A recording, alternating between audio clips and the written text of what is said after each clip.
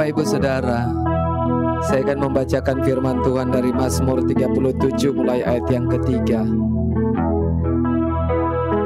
Bagaimana kita menyikapi masalah-masalah yang terjadi dalam hidup kita, dalam keluarga kita, dalam pelayanan kita.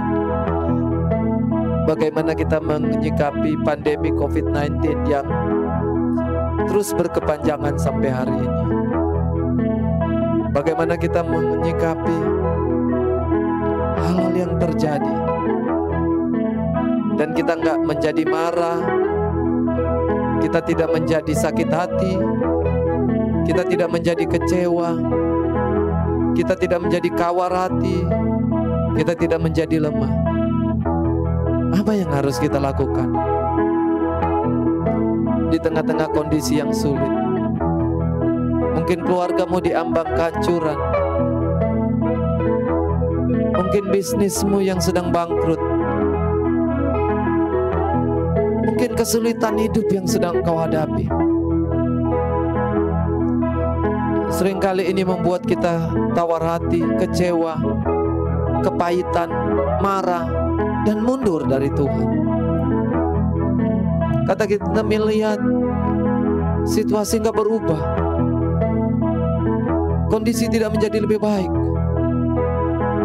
keluarga belum dipulihkan, doa belum dijawab. Lakukan hal ini. Mazmur 37 mulai ayat yang ketiga. Percayalah kepada Tuhan. Percayalah kepada Tuhan. Saudara, percaya kepada Tuhan bukan karena kita sembuh, bukan karena kita diberkati, bukan kita akan melihat semuanya baik, tapi karena Dia Tuhan. Dalam kondisi apapun sekarang, pilihlah untuk tetap percaya kepada Tuhan dan lakukanlah yang baik. Jangan menjadi tawar hati, jangan menjadi kecewa, kemudian gak mau lakukan apa-apa lagi. Terus lakukan yang baik. Di keluargamu terus lakukan yang baik. Di kantormu terus lakukan yang baik. Di hidupmu terus lakukan yang baik. Di gereja terus lakukan yang baik. Di pelayanan terus lakukan yang baik. Apa yang saudara tahu itu baik, terus lakukan. Kemudian diamlah di negeri dan berlakulah setia. Jangan lari Bapak Ibu Saudara. Jangan lari. Diam di negeri dan berlakulah setia. Sekali lagi, diam di negeri dan berlakulah setia. Ayat yang keempat, dan bergembiralah karena Tuhan. Sekali lagi, di tengah kondisi sulit apapun yang sedang kita hadapi, alasan satu-satunya kita bergembira adalah karena Tuhan. Bukan karena engkau dijawab doamu, bukan karena engkau dipromosikan, bukan karena bisnismu breakthrough, bukan karena engkau dapatkan anak, tapi karena Tuhan. Dalam kondisi pandemi COVID-19 ini, putuskan untuk bergembira karena Tuhan. Maka Ia akan memberikan kepadamu apa yang diinginkan hatimu. Jadi waktu kita percaya kepada Tuhan, waktu kita terus lakukan yang baik, waktu kita tetap di negeri dan berlaku setia, dan kita bergembira karena Tuhan, Alkitab bilang, Dia akan memberikan kepadamu apa yang diinginkan hatimu. Ayat yang kelima, serahkanlah hidupmu kepada Tuhan dan percayalah kepadanya. Serahkan semua Bapak Ibu Saudara, sehingga engkau gak perlu stres, engkau gak perlu simpan masalah, apalagi sampah. Mungkin ada omongan jelek tentang engkau, mungkin bosmu memperlakukan engkau dengan tidak baik, mungkin temanmu memperlakukan engkau dengan tidak baik. engkau mengalami keadilan, ketidakadilan di dalam hidupmu. Jangan simpan itu akan menjadi sampah. Itu akan menjadi penyakit. Serahkan itu kepada Tuhan, sehingga engkau gak harus sakit hati. Serahkan itu kepada Tuhan, sehingga engkau tidak akan menjadi kecewa. Karena semua itu hanya akan membuat engkau menjadi tawar. Engkau akan membuat engkau akan menjadi lemah. Dia akan menggerogoti kekuatan, sehingga engkau menjadi lemah. Serahkan kepada Tuhan dan percayalah kepadanya. Artinya kalau kita sudah serahkan pada Tuhan, yakin, percaya, maka Alkitab bilang, dan Ia akan bertindak. Biarkan Tuhan yang bertindak, Bapak Ibu Saudara. Jangan kita yang bertindak. Serahkan dan percaya, Dia pasti bertindak, Dia pasti menolong. Allah kita tidak buta, Allah kita tidak tuli. Dia tidak akan berdiam diri melihat anak-anak yang dikasihinya mengalami segala hal yang tidak baik. Tuhan pasti membela engkau. Ayat yang ke-6, Ia akan memunculkan kebenaranmu seperti terang. Lihat, pada waktu Tuhan, kebenaranmu akan muncul seperti terang. Sekali lagi, kebenaranmu akan muncul seperti terang. Karena itu, hiduplah terus dalam kebenaran. Mungkin kau melihat orang di luar sana tidak hidup dalam kebenaran dan mereka baik-baik saja. Mungkin kau lihat tetanggamu tidak hidup dalam kebenaran dan kelihatannya mereka diberkati. Mungkin kau lihat teman kerjamu tidak hidup dalam kebenaran dan dia terus dipromosi. Mungkin kau lihat orang lain tidak hidup dalam kebenaran tapi dia bisa punya anak. Dia sudah menikah. Mungkin kau lihat orang tidak hidup dalam kebenaran tapi bisnisnya kok baik-baik saja. Dengar baik-baik. Tuhan tidak pernah berutang. Dia akan memunculkan kebenaranmu seperti terang.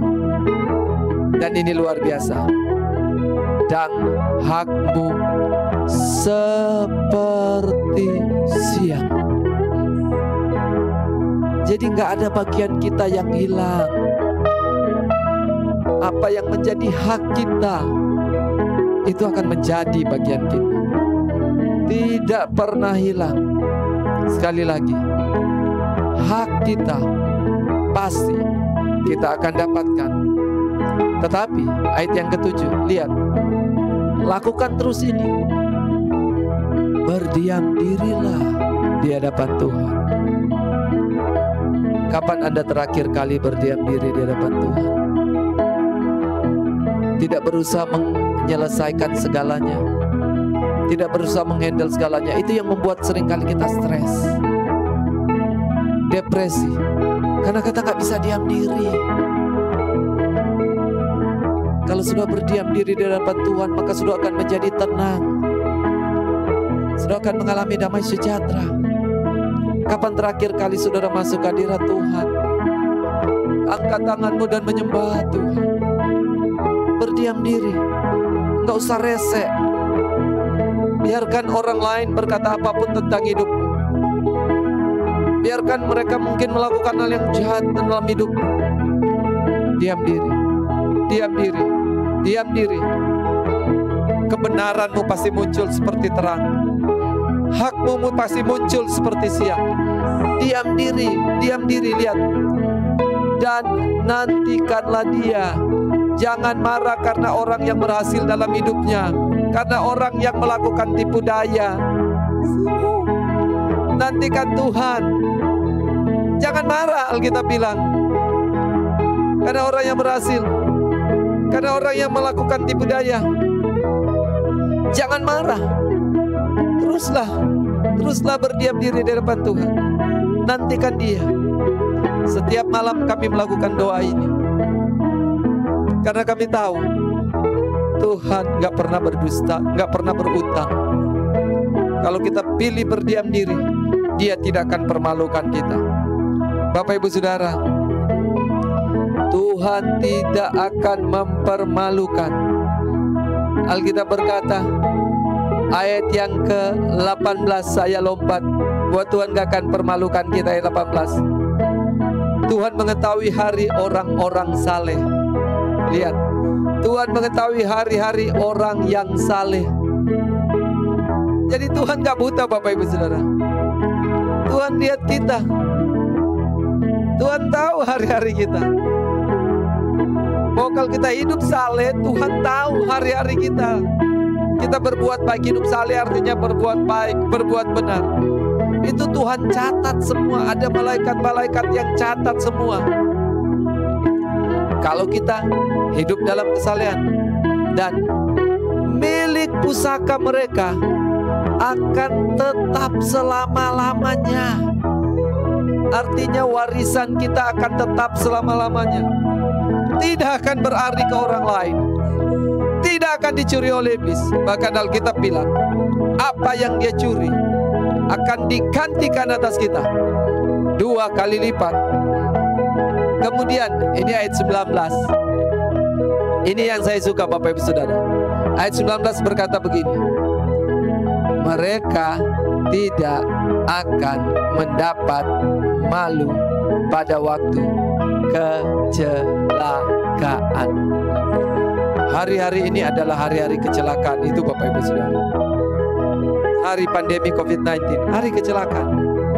Tapi Tuhan bilang, mereka tidak akan mendapat malu. Bahkan mereka akan menjadi kenyang pada hari-hari kelaparan. Hari-hari ini hari-hari kelaparan itu loh. Banyak negara sekarang resesi. Tetapi kita, Alkitab bilang, kita akan menjadi kenyang pada hari-hari kelaparan. Tuhan tidak akan membuat kita malu. Karena itu saya menantang Bapak Ibu Saudara, apapun kondisi, apapun keadaannya, badai sepertinya belum berlalu, awan hitam sepertinya belum bergeser, tetapi janji Tuhan tidak pernah hilang. Bagian orang benar tidak pernah hilang. Kebenaran kita pasti akan membela kita. Hak kita pasti akan muncul. Pilihlah untuk tetap percaya kepada Tuhan. Pilihlah untuk tetap diam di negeri dan berlaku setia. Pilihlah untuk terus melakukan hal-hal yang baik. Jangan berhenti melakukan hal yang baik hanya karena melihat hal masa-masa yang sulit hari ini. Teruslah menantikan Tuhan. Teruslah berdiam diri. Teruslah serahkan semua kepada Tuhan dan percaya kepada Tuhan. Sekali lagi yang paling penting, berdiam diri. Waktu-waktu ini, ambil waktu lebih banyak untuk berdiam diri di hadirat Tuhan. Jangan berusaha menyelesaikan semuanya. Di alam roh, waktu kita sedang berdoa, Tuhan sedang menyelesaikannya untuk kita.